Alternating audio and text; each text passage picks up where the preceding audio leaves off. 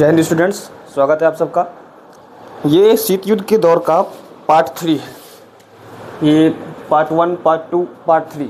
Part 1 बन चुका है, पार्ट 2 भी अपलोड हो चुका है।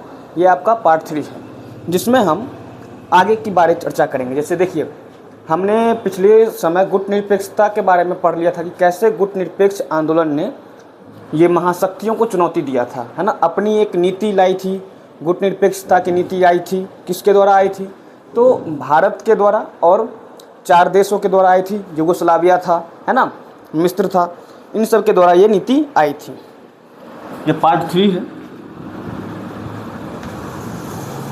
ज़्यादा लंबा नहीं खींचेंगे इसको, प्रयास करेंगे कि जल्द से जल्द इसको समाप्त कर दिया जाए। चलिए, तो हमने जो है गुट निरपेक्षता ने कैसे चुनौती दिया इसके बारे में पढ़ लिए हैं।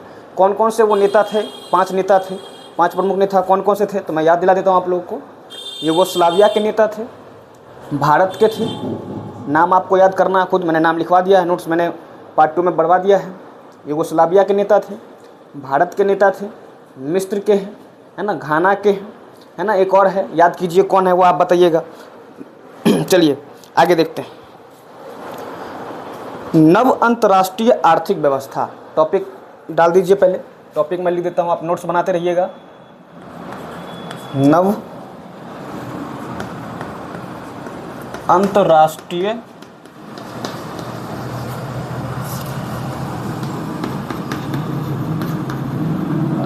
आर्थिक व्यवस्था।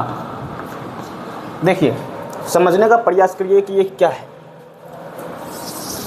समझने का प्रयास कीजिए ये क्या है ना।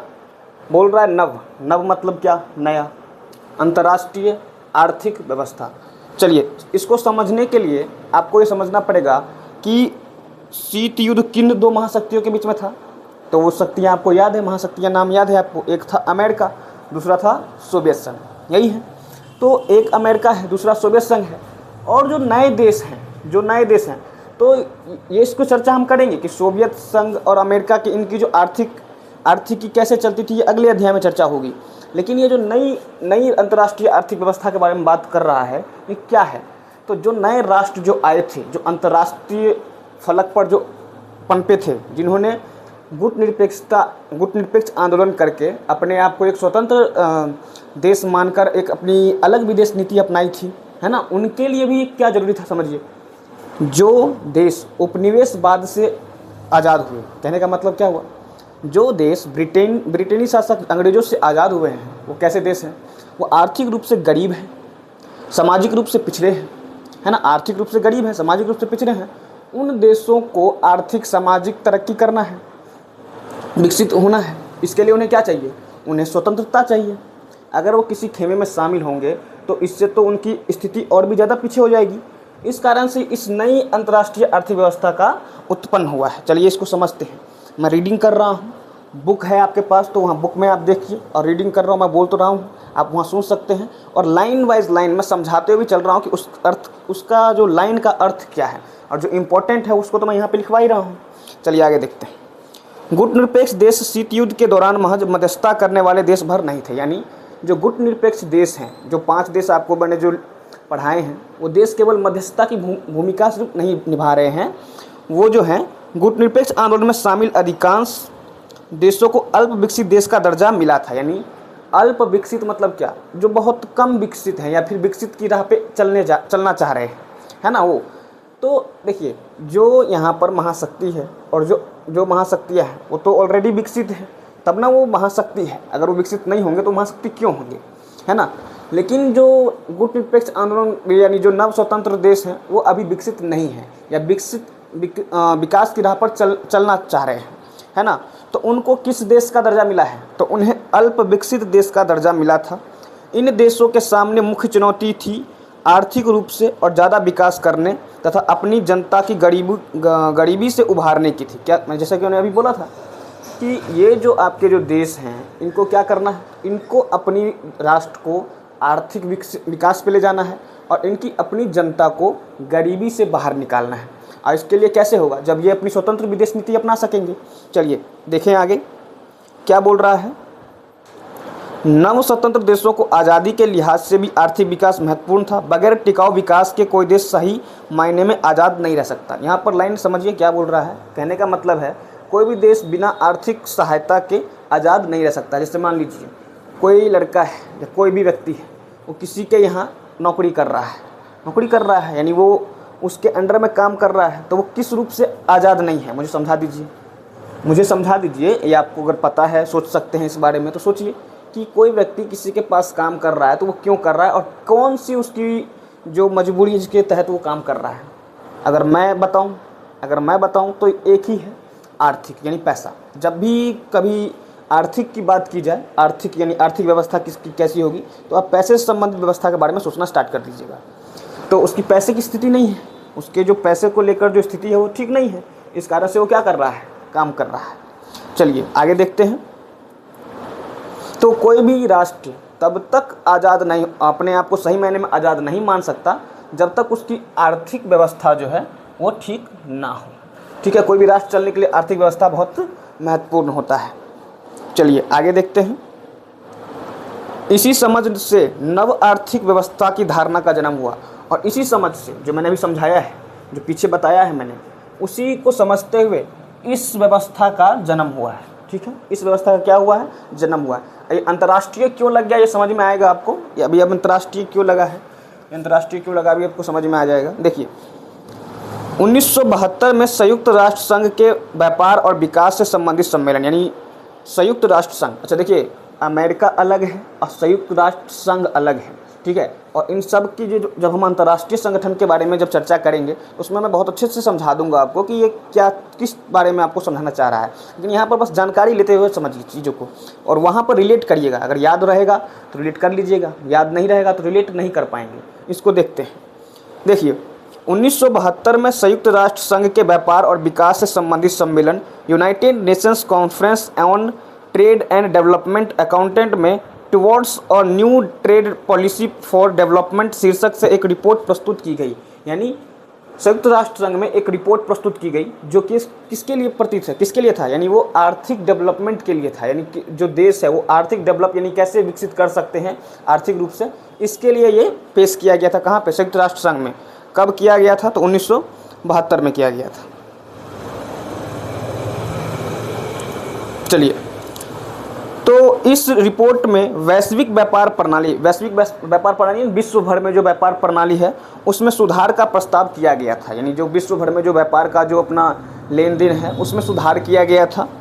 इस रिपोर्ट में कहा गया था कि सुधारों से, यानी इस रिपोर्ट में कहा गया था क्या क्या बातें कही गई थी, ये इम्पोर्टेंट है, परीक्षा से संबंधित भी और नॉलेज से संबंधित भी, जो आपको पता होना चाहिए, ये इम्पोर्टेंट है। इसको समझते हुए चलिए, मैं रीडिंग कर रहा हूँ, समझिए। बोल रहा है अल्प विकसित देश को अपने उन प्राकृतिक संसाधनों पर नियंत्रण प्राप्त होगा जिनका दोहन पश्चिम के विकसित देश करते हैं। क्या कहने का मतलब है? मैंने याद है आपको बताया था किसी भी छोटे देशों के बारे में जब पढ़ा रहे थे कि भाई छोटे देश महाशक्तियों के लिए इतने इंपॉर्टेंट क्यों हैं, महत्वपूर्ण क्यों हो जाते हैं, तो उनके संसाधन के कारण। लेकिन यहाँ पर ये बोल रहा है कि जो देश हैं, जो स्वतंत्र देश हैं या जो देश हैं अल्प विकसित देश हैं, उनके वहाँ का जो संसाधन है उसका नियंत्रण किसके पास होगा? उसका नियंत्रण उन्हीं देशों के पास होगा। ठीक है, उनका नियंत्रण किसके पास होगा? उन्हीं देशों के पास होगा। क्यों? क्योंकि किसी भी राष्ट्र के लिए उसका सबसे बड़ा जो आर्थिक व्यवस्था किससे मजबूत कर सकते हैं? वहाँ के संसाधन से। जैसे कि मैंने एक चर्चा पिछली पार्ट 2 में सर बताया भी होगा कि अरब कंट्रीज़ के पास क्या है? तेल है। तो वहाँ तेल है और रेगिस्तान से है वैसे तो वहाँ मान लीजिए वहाँ पे फल सब्जी नहीं होती है, लेकिन तेल तो है। तो तेल की आवश्यकता किसको है? हमें है। तो वहाँ से हम क्या मंगा लेंगे? तेल मंगा लेंगे, और यहाँ से उनको क्या दे देंगे? जो उनको आवश्यकता है। तो इससे ट्रेड सिस्टम स्टार्ट हो जाता है। क्या स्टार्ट हो जाता है? Trade system. लेकिन हम ट्रेड पे बात अभी नहीं करने वाले हैं, हम अलग चर्चा पे हैं अभी, तो हम उसके बारे में ज़्यादातर समझेंगे। तो उन संसाधनों की जिसकी ज़रूरत पश्चिम के देशों को है, उसका जो नियंत्रण अब किसके पास होगा? जो जिस देश के पास वो संसाधन है उसी देश के पास होगा। दूसरा क्या बोल रहा है? ख, अल्प विकसित देशों की पहुंच, यानी अल्प विकसित जो देश अल्प विकसित हैं, मतलब विकास के यानी विकसित नहीं है, उनकी बात कर रहे हैं, या विकसित होना चाह रहे हैं, पश्चिम देशों के बाजार तक होगी। यानी उनकी जो पहुंच है वो कहाँ तक होगी? तो पश्चिम के बाज़ारों तक होगी। अब पश्चिम के बाज़ार यानी समझ लीजिए अमेरिका यूरोप यानी पश्चिम यूरोप के बाज़ारों तक हो सकती है ना। किसके? ये अल्प विकसित देशों के। आगे बोल रहे हैं, इस तरह गरीब देशों के लिए यह व्यापार फायदेमंद होगा। अब समझ में आ गया होगा आपको कि जब भी कोई व्यवस्था विकसित होगी और राष्ट्र विकसित होगी तो किससे होगी? व्यापार से होगी। किससे होगी? व्यापार से होगी। ठीक है, व्यापार है और इसलिए इसको अंतर्राष्ट्रीय बोला गया। क्यों? क्योंकि ये राष्ट्र के बाहर भी इस व्यापार प्रणाली को अपनाया जा सकता है। ये यूएनओ ने कह दिया है, यूनाइटेड नेशंस ने कह दिया है। चलिए आगे देखते हैं। पश्चिमी देशों से मंगाई जा रही प्रौद्योगिकी की लागत कम होगी। यानी मान लीजिए यहाँ से जो सामान हम बेच रहे हैं तो उससे हमें लाभ तो हो रहा है, ये तो है ही है, लेकिन कोई वस्तु जो वहाँ से मंगानी है, पश्चिम देशों से मंगानी है, तो उसकी जो लागत होगी वो कम रखी जाएगी। ये यहाँ पर ये यूएनओ में ये रिपोर्ट में कहा गया था कि इसमें सुधार करना है, ये सुधारों में आया था। अल्प विकसित देशों को अंतर्राष्ट्रीय आर्थिक संस्थानों में भूमिका बढ़ेगी। यानी अल्प विकसित देशों को अंतर्राष्ट्रीय आर्थिक संस्थानों, यानी जो आपकी जो है, जैसे कह सकते हैं जो अंतर्राष्ट्रीय मामलों में जो आर्थिक रूप से जो संस्थान बनाए गए होंगे उसमें जो है इन अल्प विकसित देशों को मौका मिलेगा कि वो भी अपने विचार रखें और किस तरह से अपने देशों को, अल्प विकसित देशों को विकास की राह पर ले जा सके। इसका कहने का मतलब ये होगा।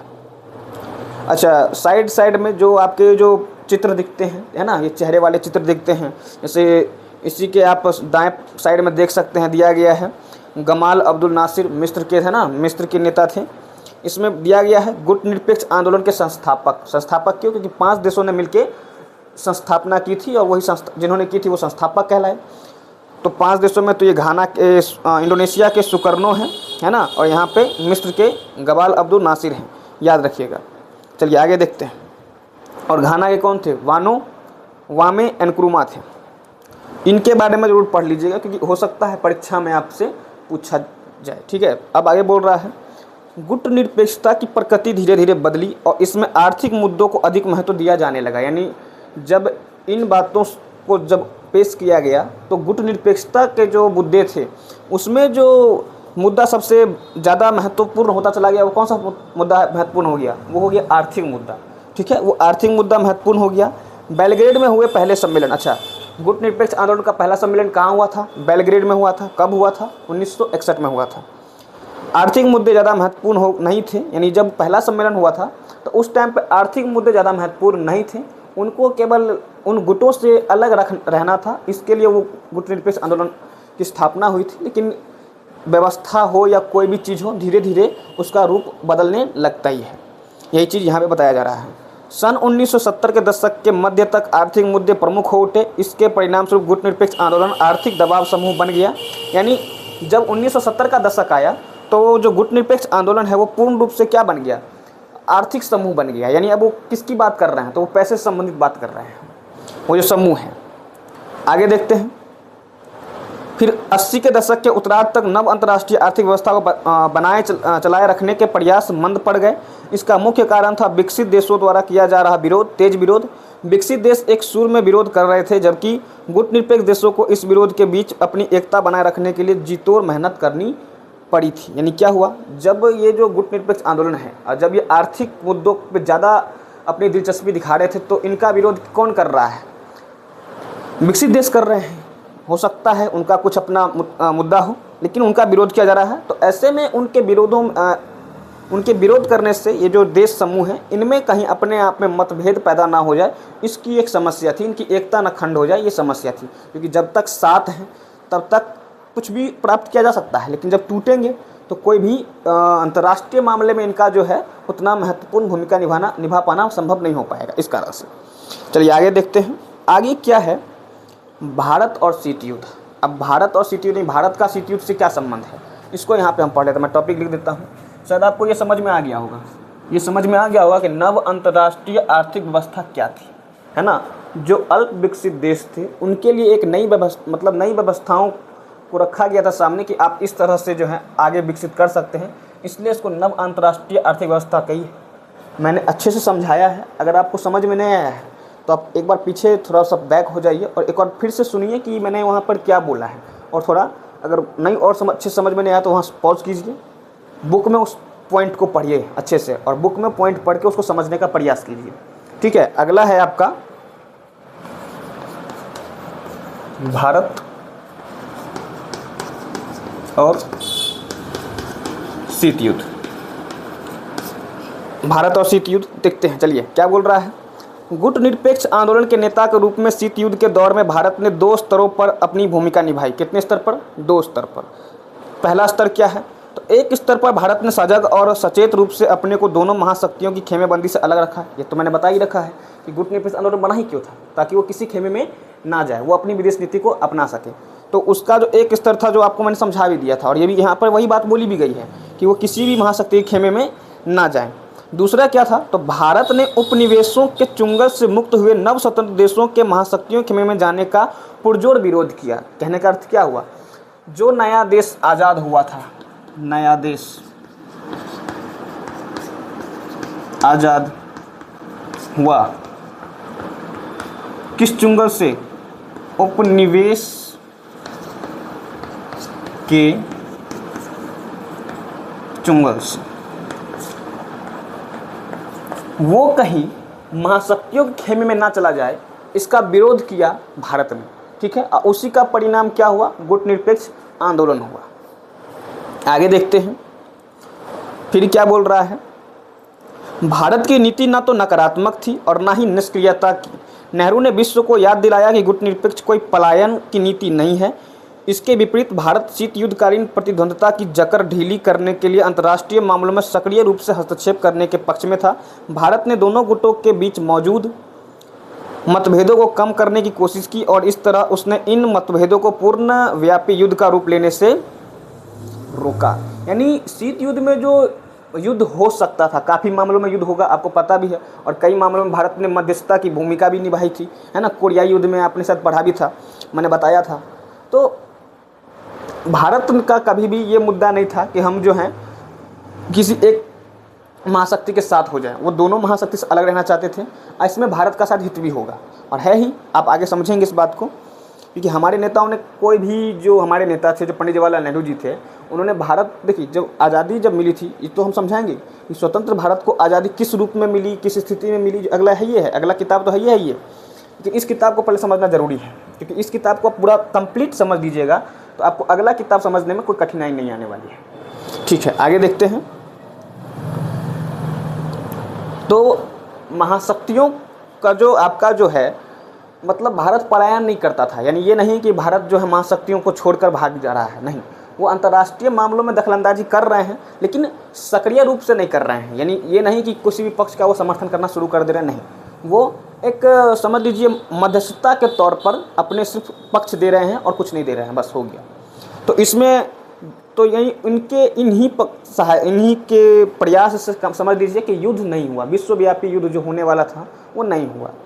भारत के राजनयिकों और नेताओं का उपयोग अक्सर शीत युद्ध के दौर के प्रतिद्वंदियों के बीच संवाद कायम, संवाद समझ रहे हैं ना, बातचीत, यानी दोनों तरफ के बातचीत के लिए, यानी हमारे भारत के राजनयिकों और नेताओं का उपयोग हुआ, ठीक है, और तथा मध्यस्थता करने के लिए हुआ। जो मैंने अभी बताया भी था कि भारत क्या कर रहा है, मध्यस्थता निभाने का काम कर रहा है, और ये आपकी किताब में दिया गया है। ये मैं अपने मन से नहीं पढ़ा रहा हूँ, आपको लग रहा हो कि भाई मैं अपने मन से कुछ भी बोल रहा हूँ, नहीं, ये सब आपकी किताब में दिया गया है, और आपको किताब को ही भाषा को समझाना है, यहाँ पर मेरा काम है।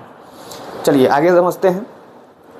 मिसाल के तौर पर 1950 के दशक में शुरुआती सालों में कोरियाई युद्ध के दौरान, यानी मध्यस्थता का मैंने बताया था इस बात को कि कोरियाई युद्ध के दौरान भारत ने क्या किया था, मध्यस्थता की भूमिका निभाई थी। और आपको ये भी पता है कि महाशक्ति जो हैं कई बार एक दूसरे के सामने भी आ गए थे, जैसे क्यूबा में आ गए थे और कई जगहों पे आ गए थे, लेकिन युद्ध की स्थिति उत्पन्न नहीं हुई थी। चलिए आगे देखते हैं।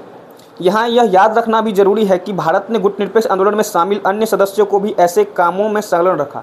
शायद मुझे लग रहा है कि मैं तेज़ी से रीडिंग कर दे रहा हूँ, लेकिन समझना है, मैं उसको आप आराम से समझिए, कोई दिक्कत नहीं है। तेज़ रीडिंग हो भी रही है तो भी आपको समझते हुए चलना है, ठीक है। आप तेज़ बच्चे हैं, मैं फिर से एक बार रीडिंग कर रहा हूँ। यहाँ यह याद रखना भी जरूरी है कि भारत में गुटनिरपेक्ष आंदोलन में शामिल अन्य सदस्यों को भी ऐसे कामों में संलग्न रखा। यानी क्या बोल रहा है, इस लाइन को मैंने जैसा बोला है, जो मैं बोल रहा हूँ, जो रीडिंग कर रहा हूँ, आपको किताब में देख लीजिए तो आपको और अच्छी समझ में आ जाएगा कि वहाँ क्या बोला मैंने। तो जो भारत के साथ जो गुटनिरपेक्ष आंदोलन में जो देश थे, उनको भी यही काम करने में भारत ने लगा दिया, ठीक। क्योंकि भारत के जो नेता पंडित जवाहरलाल नेहरू जी थे, उनके विचार इतने पवित्र थे कि बाकी देश उनसे प्रभावित तो हुए ही, ये तो आप भी मानते हैं। तभी गुटनिरपेक्ष आंदोलन सफल रहा। चलिए आगे देखते हैं। शीत युद्ध के दौरान भारत ने लगातार उन क्षेत्रीय और अंतर्राष्ट्रीय संगठनों को सक्रिय बनाने रखने की कोशिश की जो अमेरिका तथा सोवियत संघ के खेमे में नहीं जुड़े थे। नेहरू ने स्वतंत्र और परस्पर सहयोगी राष्ट्रों के एक सच्चे राष्ट्रकुल के ऊपर गहरा विश्वास जताया जो शीत युद्ध को खत्म करने में न सही पर उसकी जकड़ ढीली करने में ही सकारात्मक भूमिका निभाएं। यानी समझिए कि ये जो देश थे जो शीत युद्ध में अब सब शामिल थे, सभी शामिल हैं। शीत युद्ध कब से कब तक था? 45-91 शीत युद्ध समय काल, इतने समय था। तो यहाँ पे जो भी देश थे और जो भी उस समय में अपने आप को सक्रिय कर रहे थे उस टाइम पर, वो सब शीत युद्ध में शामिल हैं, वो सब शीत युद्ध में शामिल हैं। तो इसमें बोला जा रहा है, इसमें ये बोला जा रहा है कि जो गुटनिरपेक्ष आंदोलन के जो साथी सदस्य देश थे उन्होंने भले ही शीत युद्ध को समाप्त ना किया, लेकिन उन्होंने उसकी जो जकड़ है उसको ढील यानी उसको कम करने का प्रयास जरूर किया है। चलिए आगे देखते हैं। कुछ लोगों ने माना कि गुटनिरपेक्षता अंतर्राष्ट्रीयों का एक उदार आदर्श है, लेकिन यह आदर्श भारत के वास्तविक हितों से मेल नहीं खाता। यह बात ठीक नहीं है कि गुटनिरपेक्षता की नीति ने कम से कम दो तरह से भारत का प्रत्यक्ष रूप से हित साधन किया है। कहने का अर्थ ये हुआ कि ये जो बोल रहे हैं कुछ लोगों का मानना, ये लिखा है कुछ लोगों ने माना कि गुटनिरपेक्षता अंतर्राष्ट्रीयों का एक उदार आदर्श है। यानी ये जो गुटनिरपेक्ष का जो आपका जो सिद्धांत है, जो भी आपने इसमें बात कही है, ये ठीक है, ये आपकी बात ठीक है, लेकिन यह आदर्श भारत के वास्तविक हितों से मेल नहीं खाता। यह बात ठीक नहीं है कि गुटनिरपेक्षता की नीति ने कम से कम दो तरह से भारत का एक प्रत्यक्ष रूप से हित साधन किया है। यानी कह रहे हैं कि जो गुटनिरपेक्ष आंदोलन से जो है, यानी गुटनिरपेक्षता का पालन करने से क्या हुआ है, तो भारत के दो तरीके से हित साधन हुए हैं। ये कुछ लोगों का मानना है। कौन कौन से हुए हैं देख लीजिए, नीचे 2 पॉइंट आपको दिख रहे होंगे। पहली बात तो यह कि गुटनिरपेक्षता के कारण भारत ऐसे अंतर्राष्ट्रीय फैसले और पक्ष ले सका जिससे उसका हित सधता होता हो, न कि महाशक्ति और उनके खेमे के देशों का। यानी क्या कहने का मतलब है, लाइन का क्या कहने का मतलब हुआ, सीधा है, सीधा मतलब समझ लीजिए। कहने का मतलब ये है कि गुटनिरपेक्षता के कारण जो अंतर्राष्ट्रीय फैसले ले रहा है और जिसके पक्ष में भारत जा रहा है, इससे किसका फायदा हो रहा है? इससे यानी जो मानना है, जो कुछ लोगों का मानना है, उनके अनुसार 2 बातें हुई थी, उससे भारत का हित सधा था। तो कौन सी 2 बातें हैं? ये 2 बातें हैं। उनका मानना है कि भारत जो भी पक्ष ले रहा है या जो भी अंतर्राष्ट्रीय फैसले ले रहा है, इससे भारत का फायदा हो रहा है, ना कि किसी 2 महाशक्तियों का फायदा हो रहा है। अगला दूसरा क्या बोल रहा है, भारत हमेशा इस स्थिति में रहा है कि एक महाशक्ति उसके खिलाफ जाए तो वह दूसरी महाशक्ति के करीब आने की कोशिश करे। अगर भारत को महसूस हो कि महाशक्तियों में कोई उसे अनदेखी कर रहा है या अनुचित दबाव डाल रहा है, तो वह दूसरी महाशक्ति की तरफ अपना रुख कर सकता था। दोनों गुटों में से कोई भी भारत को लेकर ना तो बेफिक्र हो सकता था और ना ही धौंस जमा सकता था। कहने का मतलब क्या हुआ, यानी महाशक्ति जो है भारत पे अपना कोई भी शक्ति का प्रयोग नहीं कर सकता था। क्यों? क्योंकि अगर कोई भी महाशक्ति भारत पे अपना धौंस जमाने का प्रयास करता तो भारत क्या करता, वो दूसरी महाशक्ति में शामिल हो जाता, अब ये अगर दूसरी महाशक्ति में शामिल होगा तो इसके जो देश हैं, जो इसके साथी देश जो समर्थन कर रहे हैं, ये भी उसके साथ शामिल हो जाते, है कि नहीं? क्योंकि उस टाइम पे भारत ही पुरजोर तरीके से समर्थन कर रहा है गुटनिरपेक्षता का। आगे देखिए, तो यहाँ पर यही चीज़ बोल रहा है कि अगर भारत को लगता है कि कोई महाशक्ति उनकी विचारों को या उनकी बातों को अनदेखी कर रहा है, तो क्या कर सकता है, तो वो उस महाशक्ति से अलग होकर दूसरी महाशक्ति में शामिल हो सकता है। इसलिए दोनों महाशक्ति जो हैं भारत को गंभीरतापूर्ण ले रहे हैं। चलिए आगे देखते हैं। भारत की गुटनिरपेक्षता की नीति की कई कारणों से आलोचना की गई। हम यहाँ ऐसी 2 आलोचना की चर्चा करेंगे। देखिए, आलोचना बोल रहा है, यानी उसमें भी क्या निकाल दिया, कमी निकाल दिया। यानी जो भारत ने जो गुटनिरपेक्षता का जो नीति अपनाई, उसमें भी जो क्या हुआ, कमियां निकल गई, आलोचनाएं आ गई। अब वो आलोचनाएं क्या हैं, तो वो आलोचना क्या है ये आपके 2 पॉइंट में दिए गए हैं। देखिए, आपका चैप्टर ख़त्म ही होने वाला है, वीडियो ज़्यादा लंबा हम नहीं खींचेंगे, इसी में कुछ ही थोड़ा सा, लेकिन याद होगा आपको मैंने बताया था कि हम जो हैं शीत युद्ध के जो घटनाक्रम है उसके बारे में ज़रूर बताएंगे, शायद लिखवा भी देंगे यहीं पे। शीत युद्ध का जो घटनाक्रम है वो बहुत इंपॉर्टेंट है, वो आपको याद भी होना चाहिए। पूरा कहानी आपको पता ही है, लेकिन वो भी आपको पता होना चाहिए, याद भी होना चाहिए। चलिए आगे देखते हैं वो कौन से आलोचक थे जिसको आरोप लगाया गया था भारत के ऊपर। आलोचकों का एक तर्क है, आलोचकों का मतलब क्या हुआ, वो लोग जो गलतियां गिना रहे हैं या आलोचना लगा रहे हैं उसके बारे में। आलोचकों का एक तर्क यह है कि भारत की गुटनिरपेक्षता सिद्धांत विहीन है। कहा जाता है कि भारत अपने राष्ट्रीय हितों को साधने के नाम पर अक्सर महत्वपूर्ण अंतर्राष्ट्रीय मामलों पर कोई सुनिश्चित पक्ष लेने से बचता रहा, यानी ऐसा कोई अंतर्राष्ट्रीय मामला जिससे भारत का नुकसान हो रहा हो उस पक्ष में वो भारत नहीं जाता था। इसका आलोचना कर रहा है, उसमें भारत क्या कर रहा है, बचा रहा है अपने आप को। अगला बोल रहा है, आलोचकों का दूसरा तर्क है कि भारत के व्यवहार में स्थिरता नहीं रही और कई बार भारत की स्थिति विरोधाभासी रही। महाशक्तियों के खेमे में शामिल होने पर दूसरे देशों की आलोचना करने वाले भारत ने स्वयं सन 1971 में अगस्त में सोवियत संघ के साथ आपसी मित्रता की संधि पर हस्ताक्षर किया। अच्छा, ये भी देख लीजिए, ये इंपॉर्टेंट है। ये दूसरा वाला जो आपका है, दूसरा आलोचना जो है ये इंपॉर्टेंट है। क्या कह रहा है, आलोचक कह रहे हैं कि भारत कह रहा है कि हम किसी भी महाशक्ति में शामिल नहीं होंगे, लेकिन वो कह रहा है कि उसने जो है एक महाशक्ति के साथ अपनी मित्रता की संधि पर हस्ताक्षर कर लिया है। कब किया है, 1971 में किया, और शायद ये वही समय है जब इंदिरा गांधी भारत की प्रधानमंत्री थी। यह आपको समझ में आएगा जब हम स्वतंत्र भारत की राजनीति पढ़ेंगे ना, तो वहाँ पे आपको समझ में आएगा कि कौन किस समय काल। अच्छा, इसको हमेशा याद रखिएगा, डेट वेरी इंपॉर्टेंट।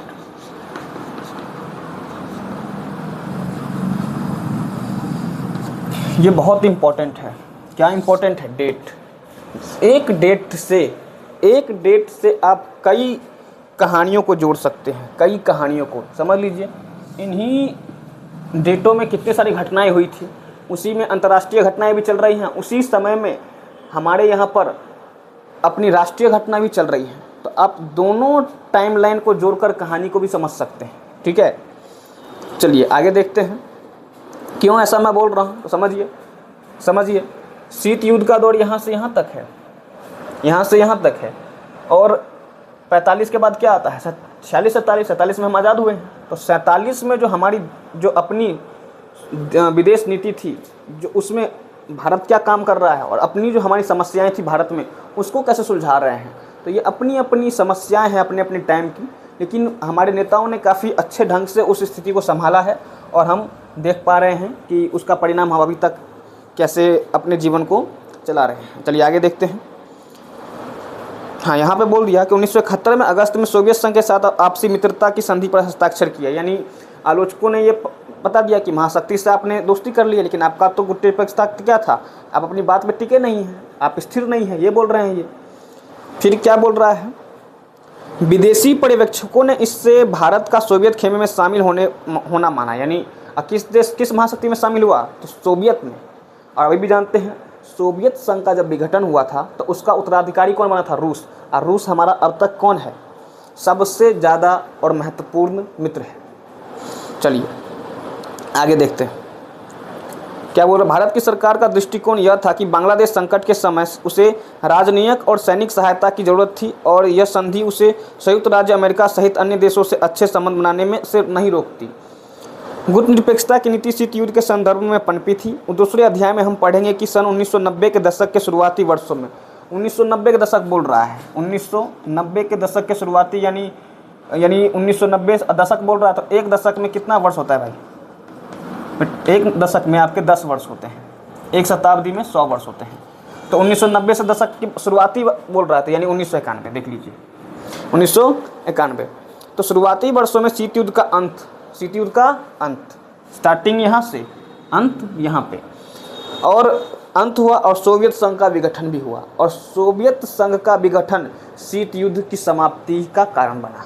समझ में आ रहा है, जब कोई महाशक्ति, 2 महाशक्ति थी और एक महाशक्ति कौन है, सोवियत संघ, दूसरी महाशक्ति कौन है, अमेरिका। सोवियत संघ विघटन मतलब टूट जाना, समाप्त हो जाना। तो जब टूट गया तो महाशक्ति बचा कितना, एक। तो उसके बारे में भी है कि अमेरिका का वर्चस्व, यह है अध्याय, इसके बारे में हम पढ़ेंगे। चलिए आगे देखते हैं। इसके साथ ही एक अंतर्राष्ट्रीय आंदोलन और भारत के विदेश नीति की मूल भावना के रूप में गुटनिरपेक्षता की प्रासंगिकता तथा प्रभावकारिता में थोड़ी सी कमी आई बहरहाल गुटनिरपेक्षता में कुछ आधारभूत मूल्य और विचार शामिल हैं। गुटनिरपेक्षता इस बात की पहचान पर टिकी है कि उपनिवेश की स्थिति से आज़ाद हुए देश के बीच ऐतिहासिक जुड़ाव है और यदि ये देश साथ आ जाएं तो एक सशक्त ताकत बन सकते हैं। क्या है कहने का मतलब, जब आलोचना लग गया तो बोल रहे हैं गुटनिरपेक्षता का पालन आप खुद नहीं कर रहे हैं, गुटनिरपेक्षता पालन आप खुद नहीं कर रहे हैं। लेकिन हमारे जो नेता हैं वो क्या मानते हैं, इसको ज़्यादा महत्वपूर्ण है ना। हमारे नेता क्या मानते हैं, वो आलोचना को किस तरह से लेते हैं अपने ऊपर, इस पे हमारे नेताओं की अपनी सूझबूझ है। देखिए, कहने का अर्थ है यहाँ पर कि जो इससे क्या हुआ कि जो गुटनिरपेक्षता का जो प्रभाव था वो क्या हो गया, इस आलोचना से कम हो गया, इस आलोचना के कारण थोड़ा कम हो गया। लेकिन यहाँ पर जो है गुटनिरपेक्ष आधारभूत मूल्य यानी जो नव स्वतंत्र देश जो आज़ाद हुए थे उनके लिए जो ये गुटनिरपेक्ष आंदोलन था एक बिल्कुल समझिए चमत्कार की तरह था, है ना। और सीधा कह रहे हैं, ये जो नीति में कह रहे हैं, गुटनिरपेक्ष की नीति में कह रहे हैं कि जो नव स्वतंत्र देश आज़ाद हुए हैं अगर वो एक साथ आ जाएं तो एक सशक्त ताकत बन सकते हैं। चलिए आगे देखते हैं। अब सिर्फ 2-4 मिनट का वीडियो और है। 2-4 मिनट का वीडियो नहीं कह सकते हैं, 10 मिनट का वीडियो कहेंगे, क्योंकि हमें अभी तक शीत युद्ध के घटनाक्रम को नहीं समझा है ना, घटनाक्रम को नहीं पढ़ा है।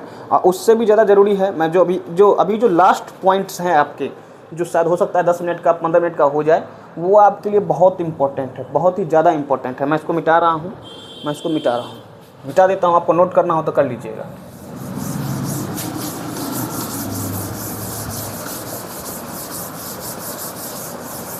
चलिए, गुटनिरपेक्षता का आशय है कि गरीब और विश्व के बहुत छोटे देशों को भी किसी महाशक्ति का पिछलगू बनने की जरूरत नहीं है।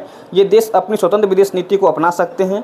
यह आंदोलन मौजूदा असमानताओं से निपटने के लिए वैकल्पिक विश्व व्यवस्था बनाने और अंतर्राष्ट्रीय व्यवस्था को लोकतंत्र धर्मी बनाने के संकल्प पर टिका है।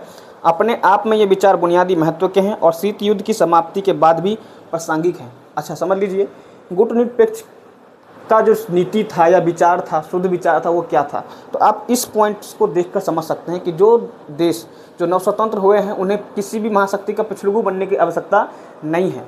वो अपनी स्वतंत्र विदेश नीति अपना सकते हैं और अपने देश को गरीबी से ऊपर उठा सकते हैं। ऐसा ये विचार पे चल रहा था गुटनिरपेक्ष नीति। लेकिन बाद में क्या हुआ ये आपको मैंने बता दिया था, ठीक है। तो ये इतने पवित्र विचार थे जिसके कारण ये टिका रहा, टूटा नहीं।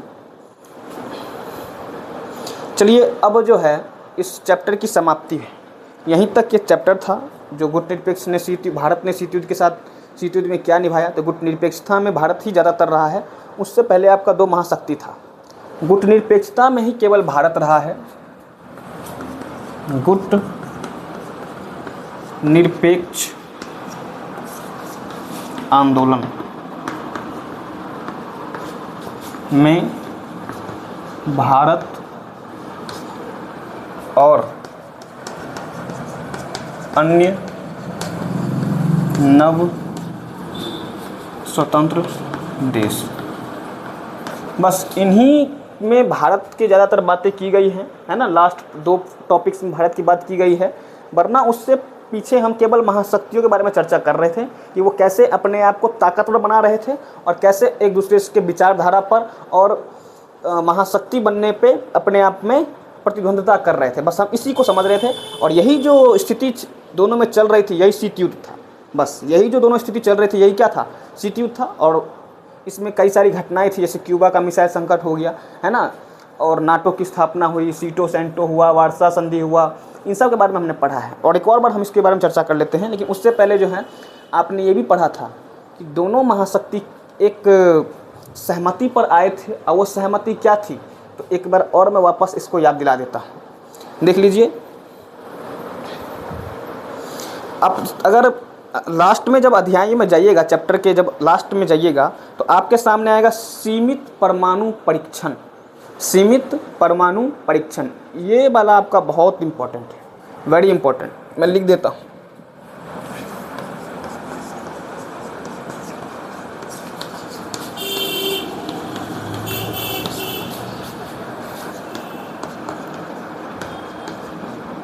ये जानना आपके लिए बहुत ज़रूरी है कि सीमित परमाणु परीक्षण क्या है ना। इसमें कौन कौन से संधि हुए थे और काफ़ी चीज़ें हैं। ये बहुत इंपॉर्टेंट मैं बोल रहा हूँ। अब मैं बोल रहा हूँ तो भाई आपको समझना पड़ेगा, फोकस तो डालना पड़ेगा। आगे देखिए, मैंने इसके बारे में पीछे भी पढ़ाया है। सीमित परमाणु परीक्षण संधि, अगर इसको कहा जाए LTBT, क्या बोल रहा है LTBT, क्या कहने का इस संधि का मतलब क्या है? ये सीमित परमाणु परीक्षण संधि का मतलब क्या है? तो वायुमंडल में यानी आकाश में, बाहरी अंतरिक्ष में, या पानी के अंदर यानी समुद्र में परमाणु हथियारों के परीक्षण पर प्रतिबंध लगाने वाली इस संधि पर अमेरिका, ब्रिटेन और सोवियत संघ, इन तीन राष्ट्रों ने, किसने? अमेरिका ने, ब्रिटेन ने और सोवियत संघ। और ये सभी देश कैसे हैं? तो ये अपने टाइम के विकसित देश हैं। ये अपने टाइम के विकसित देश हैं और इन तीनों के पास परमाणु हथियार हैं। इन तीनों के पास क्या है? परमाणु हथियार है।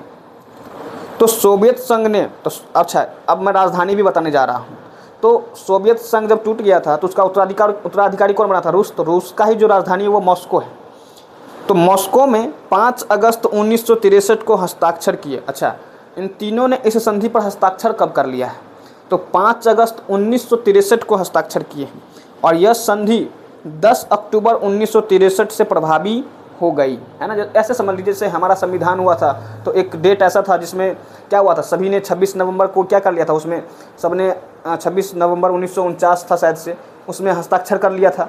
और 26 जनवरी 1950 को क्या हो गया था, हमारा संविधान लागू हो गया था। तो लागू कब हुआ, हस्ताक्षर कब हुआ, ये दो अलग अलग चीज़ें हैं। और सेम यही चीज़ बोल रहा है कि इन तीनों ने परमाणु परीक्षण संधि पे, परमाणु और प्रसार परीक्षण संधि पे कब हस्ताक्षर कर लिया? तो 5 अगस्त 1963 को। और इसका जो प्रभावी कब हुआ? तो 10 अक्टूबर 1963 से। चलिए आगे देखते हैं। और इस संधि क्या थी, समझ में आ गया ना, कि कोई भी राष्ट्र न वायुमंडल में, न बाहरी अंतरिक्ष में, न पानी पर क्या कर सकता है, परमाणु हथियार का परीक्षण नहीं कर सकता, प्रतिबंध लगाया गया है। अगला क्या है, मैं लिख भी देता हूँ, इसको अच्छे से पढ़ लेना, नोट्स बना लेना। सीमित परमाणु परीक्षण संधि, हस्ताक्षर 3 देश। हस्ताक्षर कब हो गया? 5 अगस्त 63 को हो गया। कौन से 3 देश? अमेरिका है, ब्रिटेन है, सोवियत संघ है।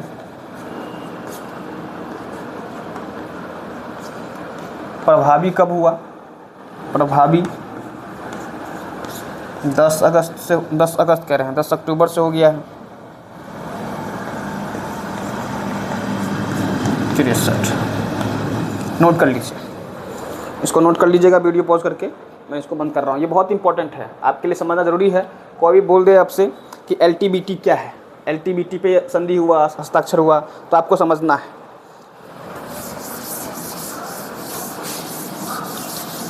ये बहुत ज़रूरी है। अगला देखते हैं। अगला है आपका NPT। NPT है। NPT का मतलब क्या है? NPT का मतलब है परमाणु अप्रसार संधि। परमाणु अप्रसार संधि, परमाणु अप्रसार संधि मैंने पीछे पढ़ा रखा है ऑलरेडी, पार्ट 1, 2 या नहीं में किसी में मैंने पढ़ा रखा है। NPT। तो ये संधि क्या है, समझ लीजिए। यह संधि केवल परमाणु शक्ति संपन्न देशों को एटॉमिक हथियार रखने की अनुमति देती है। यानी ये संधि का मतलब है, NPT संधि का मतलब है कि जिन देशों के पास परमाणु है पहले से है, वही देश क्या कर सकते हैं, परमाणु हथियार रख सकते हैं। ये इसका कहने का मतलब है, संधि के कहने का मतलब है।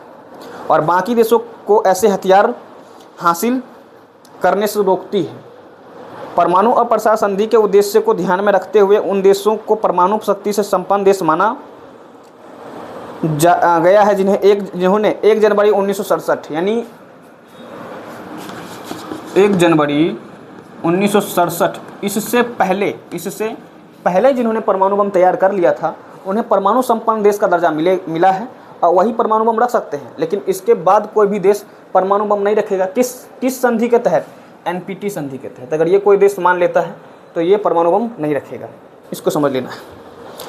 तो इससे पहले किसी परमाणु हथियार अथवा अन्य विस्फोटक परमाणु सामग्रियों की निर्माण और विस्फोट किया हो, इस परिभाषा के अंतर्गत 5 देशों अमेरिका, सोवियत संघ जो बाद में रूस था, ब्रिटेन, फ्रांस और चीन को परमाणु शक्ति से संपन्न माना गया। यानी 5 देश।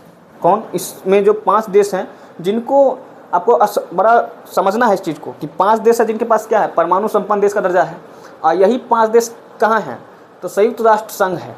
संयुक्त राष्ट्र संघ में सुरक्षा परिषद में इनके 5 स्थायी सीट इनके पास। स्थायी सीट मतलब क्या? उनको वो मतलब पूरा जीवन भर के लिए वो बैठ गए हैं, वो हटाए नहीं जा सकते हैं। और उन्हीं 5 स्थायी सदस्यों के पास किसका अधिकार है? वीटो का अधिकार है, निषेधाधिकार है। कोई भी घटना हो रहा है, अगर वो कोई भी एक देश कहे कि नहीं मैं इस घटना को नहीं मानता, या भी जो इस पर जो करना नहीं करना है, तो कोई देश उसका उल्लंघन नहीं करता है। ये है। हम पढ़ेंगे अंतर्राष्ट्रीय संगठन, जब हम पढ़ाएंगे तो उसमें समझ में आ जाएगा। कोई यहाँ पर बस समझिए थोड़ा सा बात। इस संधि पर 1 जुलाई 1968 को वॉशिंगटन, लंदन और मॉस्को, देखिए वॉशिंगटन किसका है ना? वॉशिंगटन की किसकी राजधानी? अमेरिका की है। लंदन किसका है? ब्रिटेन का है।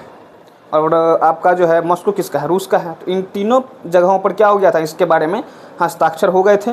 और यह संधि 5 मार्च, और हस्ताक्षर कब हुए थे? तो जुलाई 1900 संधि पर 1 जुलाई 1968 को। किस पर? 1 जुलाई 1968 में। मैं लिख देता हूँ, परमाणु अप्रसार संधि जुलाई 68 में हस्ताक्षर हुए। हस्ताक्षर हो गया। और 5 मार्च 1970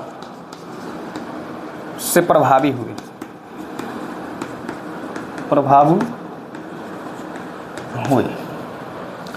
इस संधि को 1995 में अनियमित काल के लिए बढ़ा दिया गया था। और इस संधि को अनियमित काल के लिए बढ़ा दिया गया था। कब बढ़ा दिया गया था? 1995 में अनियत काल के लिए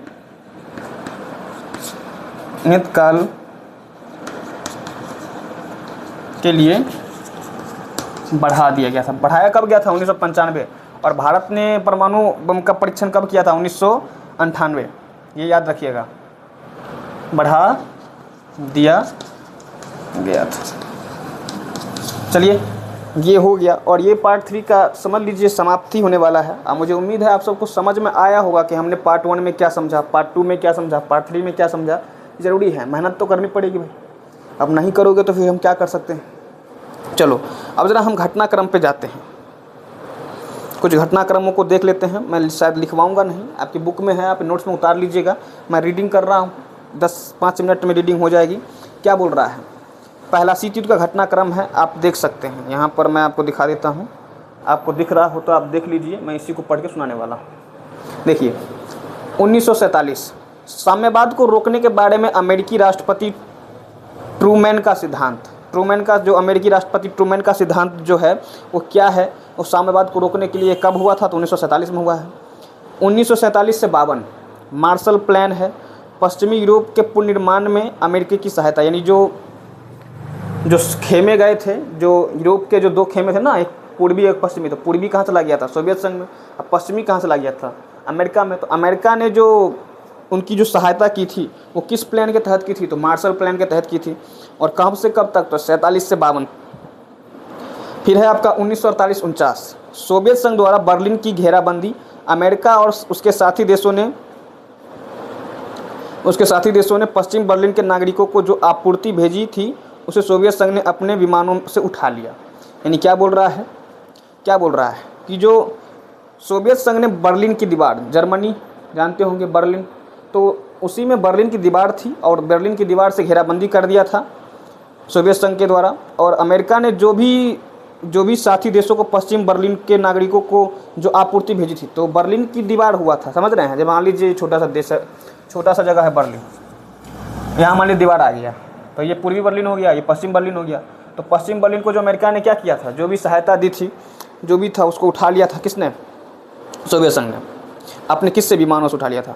1950 से 53 कोरिया युद्ध याद भी होगा आपको, 1950 का दशक बोल रहा था, 1950 दशक में कोरिया युद्ध हुआ था। तो ये वही चीज़ बोल रहा है कि 1950 से लेकर 53 में के बीच में कोरियाई युद्ध हुआ और 30वीं समांतर रेखा के द्वारा कोरियाई का विभाजन हो गया। अगर ये आ जाए, अगर ये ऑब्जेक्टिव में आ जाए कि किसमें कौन सी समांतर रेखा के द्वारा कोरिया का विभाजन हुआ, तो आप बोलिएगा 38वां, ठीक है। फिर यहाँ पर 1954 बोल रहा है, वियतनामियों के हाथों दायन बियन फू में फ्रांस की हार, जिनेवा समझौते पर हस्ताक्षर, 17वीं समांतर रेखा द्वारा वियतनाम का विभाजन, सीटों का गठन। और यहाँ बोल रहा है 1954, देख लीजिए 1954 किसका गठन हुआ है, सीटों का। सीटों का गठन कब हुआ है, 54, मैंने यही तो बोला था 1955 में हुआ था। 1955 में किसका हुआ था, वारसा, तो उसी टाइम पे सीटो सेंटो बन गया था, है ना। चलिए आगे देख लेते हैं। अच्छा ये भी देख लीजिएगा कि वियतनाम को जो बांट दिया गया है वो किस रेखा के द्वारा, कौन सी समांतर रेखा के द्वारा बांटा गया है, तो 17वीं समांतर रेखा के द्वारा। और कोरिया को किस रेखा के द्वारा समांतर रेखा के द्वारा, 38वें। अगला देखिए 54 से 75 वियतनाम में अमेरिकी हस्तक्षेप। 54 से 75 में अमेरिका ने क्या किया था, वियतनाम में अपना हस्तक्षेप किया था। 1955 बगदाद समझौते पर हस्ताक्षर, बाद में इसे सेंटो के नाम से जाना गया। देख लीजिए सेंटो, मैंने वही तो बोला था, सीटो सेंटो। और पूछ लिया जाए कि बगदाद समझौते पर हस्ताक्षर हुआ और बाद में इसे सेंटो के नाम से जाना गया, तो बगदाद समझौते पर कौन सी संगठन बनी थी, तो सेंटो बनी थी। 56 हंगरी में सोवियत संघ का हस्तक्षेप किस जगह पर, हंगरी पर। हंगरी एक देश का नाम है, हंगरी एक देश का नाम है जिस पर हाँ सोवियत संघ ने हस्तक्षेप किया था। कब किया था, 1956 में किया था। 1961, ये तो सबको याद होगा, 1961 में क्या हुआ था, क्यूबा पर अमेरिका द्वारा प्रायोजित बे ऑफ पिंक्स आक्रमण। अच्छा मतलब जो उन्होंने जो जंगी जहाज़ें भेज दी थी 1961 में, जो उनको चिंता सता रही थी, क्यों, क्योंकि वही याद है आप लोग को कि सोवियत संघ के जो नियंत्रण में जो क्यूबा था उस पर कहीं आक्रमण ना कर दे कौन, अमेरिका। तो वही आक्रमण के बारे में बोल रहा है यहाँ पर कि 1961 में क्यूबा में जो अमेरिका द्वारा प्रायोजित वे ऑफ पिंक्स आक्रमण, तो पूछ भी सकता है, तो आपको प्रत्येक पॉइंट्स पर नज़र रखनी है, पूछ लेगा। 1961 बर्लिन की दीवार खड़ी की गई है। 1961 में दो बातें हैं, देख लीजिए, एक बर्लिन की दीवार भी खड़ी हुई है और ये आपका एक जो क्यूबा पे हमला भी किया जा रहा है, किसके द्वारा, अमेरिका के द्वारा। 1962 क्यूबा का मिसाइल संकट, याद भी होगा 1962 में क्या हुआ था, क्यूबा का मिसाइल संकट हुआ था। 65 डोमिनिकन रिपब्लिक में अमेरिकी हस्तक्षेप। 1968 चेकोस्लोवाकिया में सोवियत हस्तक्षेप। ये हस्तक्षेपों के बारे में बोल रहा है, जिसको आप पढ़ लीजिएगा। और आपको इन्हीं ये जो घटनाक्रम है यही आपको क्या बताते हैं, पूरे अध्याय का एक ढांचा प्रस्तुत करते हैं। किस अध्याय में ये चीज़ें हुई होंगी, किसी न किसी स्थान पर, किसी न किसी पैराग्राफ में। अब मुझे लगता है आप लोग को ये जो भी कुछ मैंने पढ़ाया है यहाँ पर, जो भी कुछ पढ़ाया है, आपको सब कुछ समझ में आ गया होगा, मुझे लगता है समझ में आ गया होगा। और इसका जो अगला अध्याय है, मैं ज़रा मिटा लेता हूँ, 2-3 मिनट का वीडियो और है।